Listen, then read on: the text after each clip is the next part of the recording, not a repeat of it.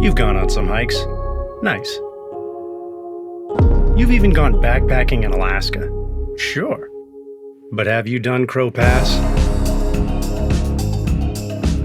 That's right, folks. It's time to do the big one. We're going over. Are you ready? Starting at Chugach National Forest, the Crow Pass Trail spans the heart of Chugach State Park, traversing through wilderness with Girdwood and Eagle River on each end. Neither end of the trail has cell service, so already, if you want to do this, you're going to need a plan. So let's go through it. Both ends of the trail are worth a day hike if you don't want to go all the way. There are numerous campsites and destinations you can explore, and you can always choose how far you want to go. Let's get this out of the way. This is not an easy trail. This is a wilderness trail, which requires wilderness skills, and if you want to enjoy yourself, you'll need to be ready.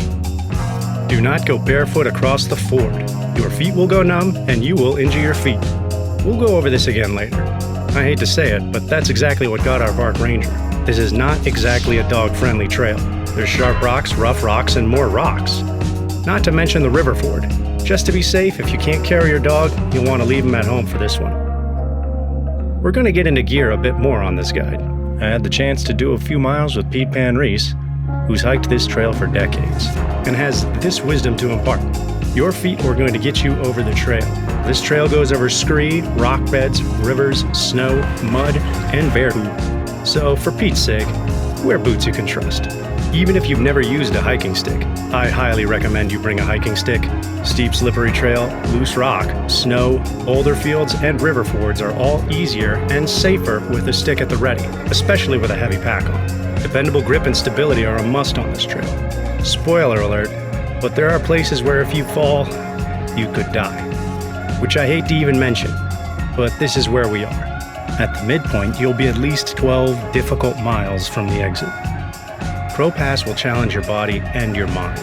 You'll need to think about every step you take along this trail, because any one of them can drastically change the outcome of your trip. If you're backpacking over, your gear is equally important. You'll need protection from the elements, water filter or treatment. Bring enough food for your planned time, plus 1 day. No ground fires in the Chugach, that's a rule. A map and a compass is always a great idea if you ever lose the trail.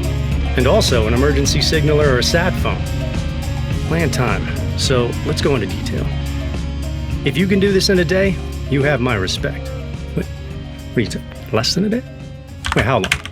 How long?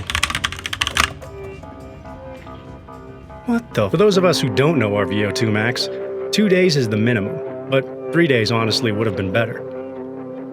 All of Alaska is bear country, but some portions of this trail are a lot of bear country. A few campsites do have food boxes, but if you're going over, a bear bag or barrel is recommended. Get bear smart before you go. Bring your bear spray or deterrent, and make plenty of noise along the trail. You can start from either side, but one look at the elevation map reveals why many prefer to start from the Girdwood side. Also, no parking fees at this trailhead. After you clean your boots, be sure to check in if you're headed over. The first mile follows switchbacks through the forest, up and into the valley. This portion of the trail can have snowy sections, later than you might think into the summer. July through September is the best time of year to go. If there's snow built up, significant avalanche hazards exist on this trail. Once into the valley, the trail winds along the eastern face, up past the vanishing tree line. The trail gets decidedly rougher from here. At about 1.5 miles in, you'll reach the spur to the old Monarch Mine, which once operated in the high valley. You'll be seeing remnants almost the whole way to the top, but stop off here if you want to see the bulk of the ruins. We're about halfway to Crystal Lake, our first campsite, up and over that bench. After the mine junction, the trail to the pass proper follows a switchback south and onto this trail on the upper eastern slope. The braided paths, which follow closer to the river, can be a scramble. Once the trail turns north again, you've got a bit over a mile and 900 feet of elevation to cover over this last long trudge to the top. Along the way, you'll pass a few creeks which feed into Crow Creek, and some more mine ruins. After that, it's just a short push to Crystal Lake. Up here, you'll find one of the most coveted cabins in the whole state, which you can reserve at recreation.gov. No, wait. Never mind. As you can guess, getting the cabin is pretty special, so give it some room. The campsite along the lake is equipped with a few bear boxes, and is close to a great freshwater source with less silt than the lake. If this area fills up, there's more secluded sites up the trail closer to the pass. Crystal Lake is a destination in itself, with lots of corners to explore nearby. And some resident wildlife to make sure you don't get too rowdy. If you do make it up to Crystal Lake on a day hike, do yourself a favor and go the extra mile over to Crow Pass.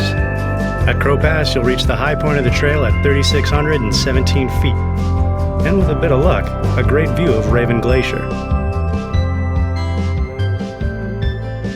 From here, it's all downhill as you head into the Raven Creek Valley. The ascent may be behind you, but this section is no cakewalk. Even downhill, the going is slow at this grade. Loose rock and mud aren't rare. Patches of snow can persist throughout the summer, so that stick you brought, super handy. From the pass, it's about 5 miles to the next good campsite, alongside Clear Creek. As the trail starts to dip towards the tree line, the grade begins to ease out a bit. But rough trail and overgrowth will slow your pace. Before too long, you'll reach the first of several chances to get your feet wet.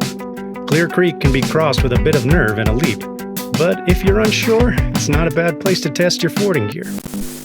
That's a shame. Further down in the valley, the hits keep coming. At Raven Gorge, thankfully, there's this very Alaskan bridge to take you to the other side. Wow. Yeah, that's the same footage. I don't love being on that bridge. You'll find a few nice pitches nearby, but no bear boxes. About 1.5 miles later, you'll cross over Turbid Creek, albeit somewhat less dramatically. Despite the name, this isn't a bad place to top off your water. There's a lot more silt than Eagle River. A few more miles descent through the valley and you'll start getting a view of our next challenge. As you get closer to the ford site, the trail swings east past a number of backcountry campsites. You'll reach the river about 1 mile before the ford site, but do not attempt to cross here. The crossing area is clearly marked, with white poles on opposite sides of the river. Keep in mind you're more than 10 miles from either end. If the river is too high to cross safely when you arrive, hey, you brought an extra day of food. Thanks for paying attention to the video. Have a snack and get your blood moving a little bit before crossing. Before you ford, loosen all your pack straps enough so that you can ditch. If you fall, look what happened to this guy. When you're fording, face upstream, check your footing, and for Pete's sake, keep your feet covered. Take your time and keep your eyes on the poles on the opposite side. If it gets too deep, don't hesitate to turn back. Wading out a high river is just a part of the trail. When it rains or temperatures rise, so does the river. You can always try again in the morning when the river should be lower. Alright, so worst case scenario, you fall in the river. Yeah, I'm not gonna... Okay. Let me just pop in this tape here. So keep your mouth shut as much as possible so that you don't inhale any water. Get your pack off as quickly as you are able. If you can tell that your pack is going to sink, or if it keeps you from making adequate progress towards shore, let go of it. Yeah. Once you have removed your pack, roll over so that your rear end is below you and your feet face downstream. Attempt to swim to shore while in this position. Be very careful about trying to stand up, because if a foot gets trapped between rocks, it often leads to drowning. Never tie or wrap a rope around any part of your body, as this significantly increases your chances of becoming entangled, trapped, and drowned. Don't worry, folks. You got out okay. Anyways, you'll be across the river before you know it. It's wide for sure, but it only really takes a minute or two to get across. Get back on the trail ASAP if you're chilly, since the best way to warm up is move. We only had 2.5 feet of water to deal with, so honestly, our experience wasn't too bad. But if you need to pick me up after that, we're officially more than halfway across. Shortly, or perhaps even right after the crossing, you might notice another characteristic about this trail. Are you on the trail? Or is this a bear trail? It's a straight line on the map, that's how we draw it. But this trail is extensively braided. Chances are you'll lose the main route, but you're not lost if you know where you're going. This is where that compass comes in handy. But our direction is downstream. Just keep moving the right way and you'll pick up the trail. We'll be along this river for a while. Although this length of the trail is relatively flat, the narrow, rough, muddy, and meandering route will slow your progress. A few of the creeks that join Eagle River have rough bridges, or are small enough to hop over. The creek at Thunder Gorge looks like it's getting a bridge pretty soon, but not soon enough for us. It just takes a few minutes to change your shoes, and only a moment to get over. Take all the same precautions as Eagle River. It's less water, but still water. Campsites are scattered along the trail, but none with bear boxes until you get closer to the nature center. Under tree cover, it's a bit harder to take in the landscape, but in exchange, you get a bit of protection from the elements. About a half mile from Twin Falls, you'll reach a little section of the trail called Chutes and Ladders, which is so called for this steep chute and this handy little ladder. Another reminder that unless you can easily carry your dog, or they can climb a ladder, this isn't the trail for them. Right after the ladder, there's another opportunity to fall in the river, which this idiot demonstrates by putting his full weight against this weathered mystery rope some 20 feet above a raging current. Dumb move. Much better. At Twin Falls Camp, you'll have a couple creeks to contend with, but nothing too bad, especially considering the next few miles of trail.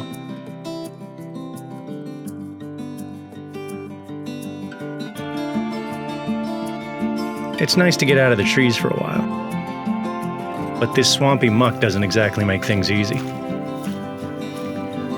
After about 2.5 miles, you'll reach Icicle Creek, which has this handy bridge and a campsite nearby. Right after, you'll pass Heritage Falls and its backcountry campsite.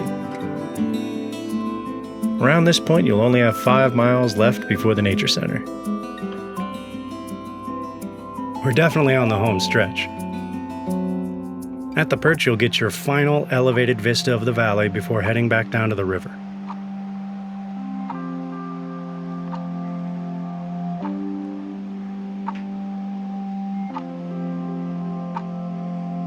So, naturally, this is a great place to take a break.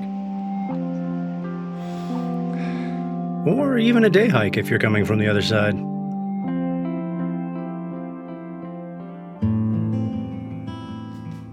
Just before reaching Echo Bend, the spur for the Dew Mound Trail gives you some options, if you feel like seeing more and taking your time. But if you just want the easiest route, take the trail to the Rapids Camp. We're getting pretty close to the nature center now. As you get closer to the end, the trail begins to smooth out and widen, which is a great change of pace from the previous 20 or so miles. Just keep putting one foot in front of the other and you'll be back before you know it. You may want to make a beeline for the nearest burger, but if you're not in the rush, the nature center ain't a bad place to spend some time. If you pre-park a car here, be sure to leave the fee. It helps them maintain and improve the facility, and put on these great programs. I'll admit, it took a while, but I'm glad to finally check this one off the list. If you go for it, take your time, stay safe, and do not ford the river barefoot. Last time I'll mention. Do us all a favor and pack out what you pack in. And when you get back, give that victory post a little AK State Parks. We'd love to hear from you. And hey, if you liked this video, thanks. Yeah, that's about it. That's it.